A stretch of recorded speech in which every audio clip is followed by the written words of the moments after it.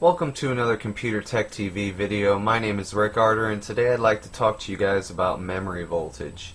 Mainly, what is the maximum memory voltage that all the different types of memory that you basically use a little bit in the past, now, and in the future, the maximum voltage that you want to run 24/7 and possibly, maximum altogether. So I'll try to cover as much information in this short video as I can.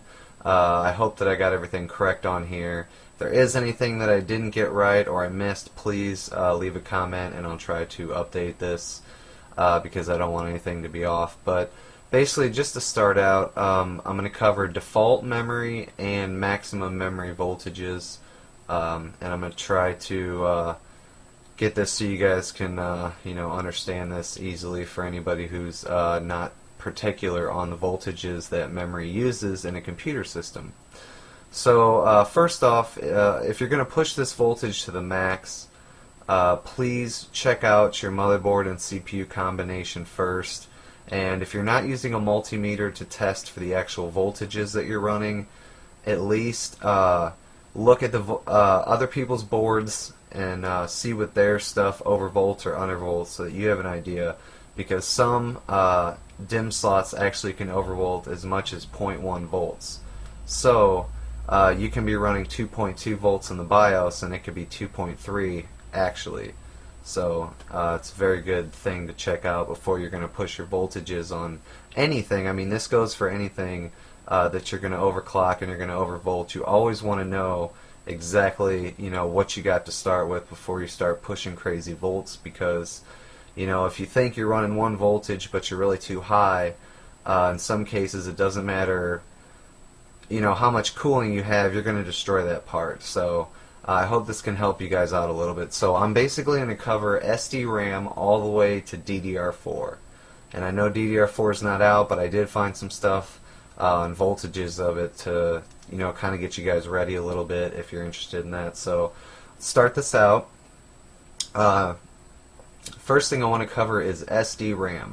Now, I know nobody uses this, and if they do, they're not overclocking it. So the default voltage on SDRAM is 3.3 volts.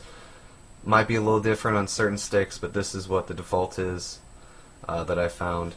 So maximum voltage, maybe 3.4, 3.5, I'm not sure.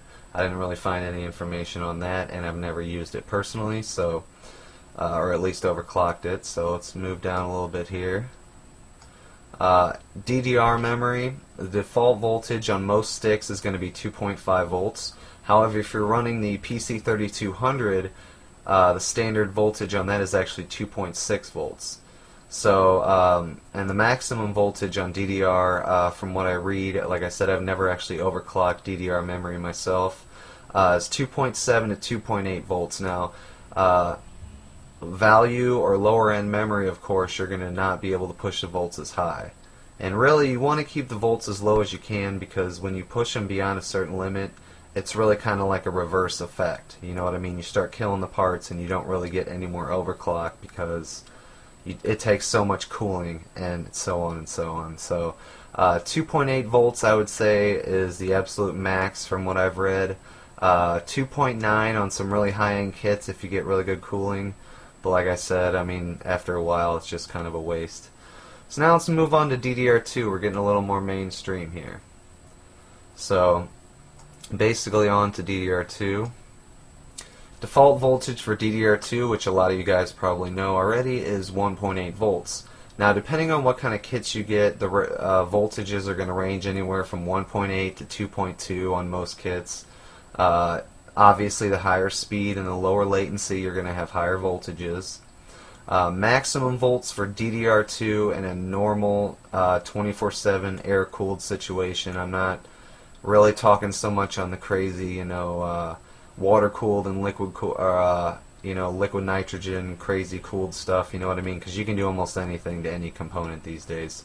This is more of just, mainstream voltages here, what normal people are going to try to run, as well as a little bit on the high end, So 2.25 to 2.3 is about the highest I'd say is safe. I've seen a little bit higher, 2.35 to 2.4. And according to JDAC, the maximum recommended voltage is 1.9 and should be considered the absolute maximum when memory stability is an issue, i.e. in servers and other mission-critical devices. In addition, JDAC states that memory modules must sustain up to 2.3 volts before incurring any permanent damage, although they might actually not function at that voltage. You see what I'm saying? So they can withstand it, but it doesn't mean they're going to be stable. So it doesn't mean you can crank it up to 2.3 and then expect it to run at, 1,000, 1,200 megahertz. You know what I mean? Some can, but most of them will require less voltage to get to that speed. You know what I mean? So anyway, moving on along. Now we're going to go to DDR3. I don't have very much experience with DDR3 memory, since I do not have a DDR3 motherboard, but I've got some information here that hopefully will help any of you guys. Default is 1.5 volts, and from what I read, most kits range from 1.5 to 1.7 volts. Kingston memory, I found the few kits, some of them, most of them, are running 1.7 to 1.9 at CL9 timings, I believe. And then Patriot's running 1.8 volts at CL9 timings. Wintec Amp X actually is rated at 1.9 volts, and I believe their timings are CL8 at 1600 megahertz, so I'm not sure if this is actually correct. I read these off Newegg. And then as well here on DDR3, according to JDAC, the maximum recommended voltage is 1.575 volts and should be considered the absolute maximum, just like I stated before. So also the maximum they state it can withstand is 1.97 volts without incurring permanent damage, although they will not function at that level most of the time. Okay, and then it does get kind of hard from here because AMD and Intel systems are slightly different. So on this, if you're running DDR3, since I'm actually not running a system here, I would suggest checking online and seeing exactly what your combination is capable of running maximum. But from what I read on the Intel, at stock on-core voltages, this would be stock, no overclocking. I guess you could probably overclock a little bit with the stock on-core. 1.65 volts is the max memory voltage you want to run.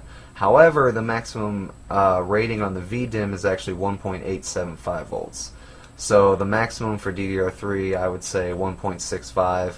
But like I said, on some kits, some systems, if you start overclocking, as long as you keep things within the certain levels, especially in the Intels and the new Core i7s and stuff like that, you can push it to 1.8, 1.85 volts, and you should be okay as long as the memory's running cool. And the memory temperature is the biggest deal, since these things are very sensitive to voltages and overheating. So always keep your memory as cool as you possibly can. And really it's easy, especially when running DDR3. I mean, it does get hot when you're running these high voltages, but just a small little, 40 millimeter, 60, or even, an 80 millimeter fan running, 7 volts or something like that, just getting some airflow over it is really all it needs. They have some high-tech coolers out there from Corsair, OCZ, all those, but if you want to do it on the cheap, just throw a little, 60 millimeter, 40 millimeter fan on there, however you got to get it on there, just like on a chipset heatsink, and it'll help you out greatly. So I even suggest this if you're not overclocking it, just for the lifespan part of it. Now let's finish this up with DDR4. I managed to find some information about DDR4. And from what I read, it's going to come out, when it does debut, it's going to be rated at 1.2 volts. Then later on, they're actually going to, I guess, redo it, and they're going to have 1.1 to 1.2 volt standards. And then, I guess along this time, once they really, get the sticks out there and they start maximizing their capabilities, speeds, timings, performance, stuff like that, they're actually going to release the 1.05 volt low volt option, which is kind of like what they're doing now with DDR3 when they're releasing the lower voltage DDR3 modules. The maximum voltage on DDR4, I did not see any information, obviously. I don't know if there's anybody who's actually tested DDR4 modules. I didn't really look too far into it. But I would say, just a blind guess here, I would say if we're running at 1.2 or 1.1 standard, I'd say maybe, depending on how the CPUs are working at that time and what their voltages are and how everything's interconnected with the memory controllers, you're looking at maybe 1.3, 1.35 volts, maybe 1.4 if you're pushing it, you know. So yeah, guys, that's about it. I hope you enjoyed this video and hope you guys learned something. And if you have any questions, please leave a comment, or you can make a video response if you have any information you would like to add to this on your personal endeavors with these types of memory. I'd like to hear it. So this is all for now. Thanks a lot for watching, guys.